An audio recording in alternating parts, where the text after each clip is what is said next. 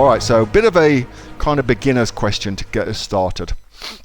But it's an interesting question because most people don't really understand this, I don't think. So the GTIN, Global Trade Identification Number, what most people really think of as the UPC, Universal Product Code, UPC barcode, all right? That's what most people think of, a UPC barcode, and you'll have seen that most products that you buy from Coles, Woolies, or whatever it may be, have to have a UPC barcode on them.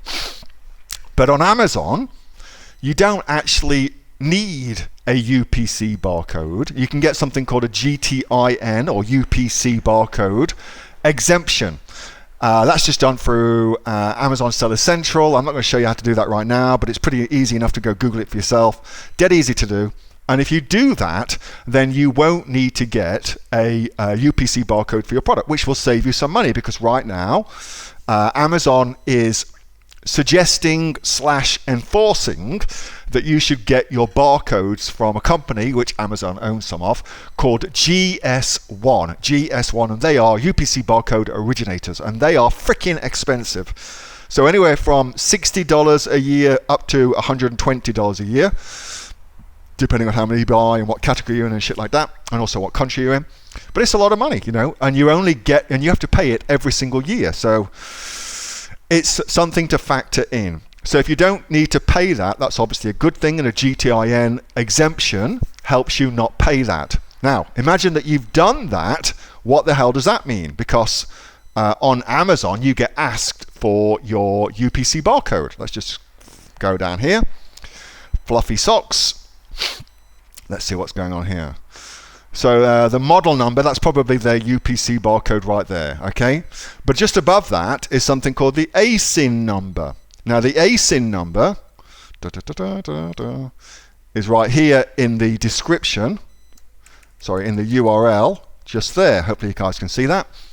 And that ASIN number, that stands for Amazon Standard Identification Number, aka Amazon's own UPC barcodes. And that's why you don't actually need to have a UPC barcode on your products. In fact, if you put a UPC barcode on your product, then normally what you would do is you would cover it with your FNSKU sticker, so that Amazon doesn't get confused. That's what happens on Amazon. So it's a kind of weird situation because you need to have a UPC barcode so that you can register your product on Amazon, unless you get a GTIN exemption, which is kind of odd, I know, but there you go. And then once you actually get your products onto Amazon, you don't use that UPC barcode anymore. You then go with Amazon's own internal system, which is the ASIN number, which is this. So the ASIN number, it works for, isn't that a great hero image? It works for the main product. So every single product on Amazon has an ASIN number, including, so this product here, socks, comes in different colors and things like that. So look here, the UPC barcode for that one ends in Q8.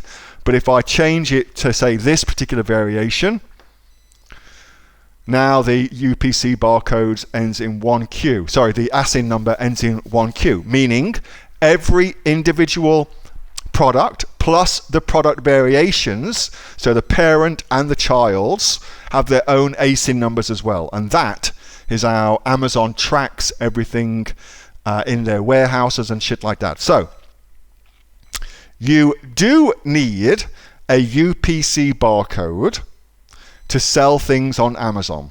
However, you can get an exemption that exempts you from getting a UPC barcode.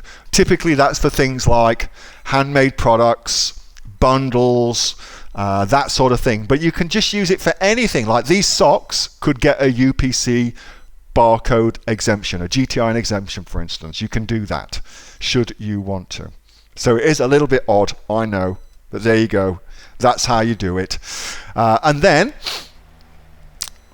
if you want to sell in retail or on eBay or on a Shopify store or on Walmart or anywhere else, you will need, however, a UPC barcode to do that. You must have a UPC barcode to do that, because the majority of people unlike Amazon, don't have their own fulfillment centers and shit like that. So you need a UPC barcode for that. Hence this universal product code for that. Marion, do you need to apply in each marketplace? Yes, you do. But once you've got it in one, you've got it in all of them, okay? It's very easy, should I say, to have it in all of them. Once the first time, it's a little bit slow, like 3 days, but then after that, it's very, very simple to apply in other marketplaces as well. Hope that makes sense. And how do I add a child? I'm not going to cover that right now. That's all covered in the training modules, by the way, how to add parents and childs. That's all covered in the training modules. So rather than me covering it now in 5 minutes, it's better that you just go and watch the modules where it's covered in great detail for your viewing pleasure. All right, so hey, thanks so much for watching that video, and I hope that you got some massive value from it. Before you go, do you live in Australia? If you do, this is for you. Would you like to learn how to sell things on Amazon here in Australia? Would you like to know what sells really, really well and what sells for the maximum amount of profit? Would you like to know where you can source those products from, whether that be in China or here in Australia, and how to source them so you pay bottom dollar and get maximum value for what you're doing?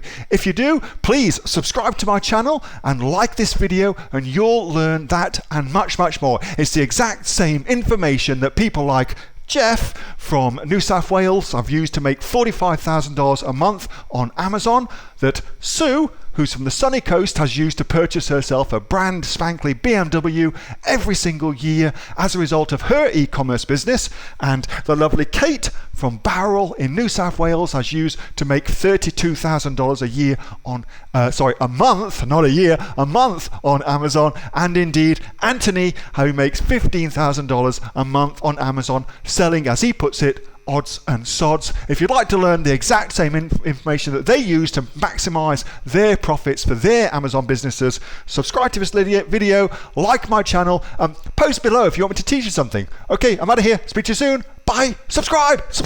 Do it now.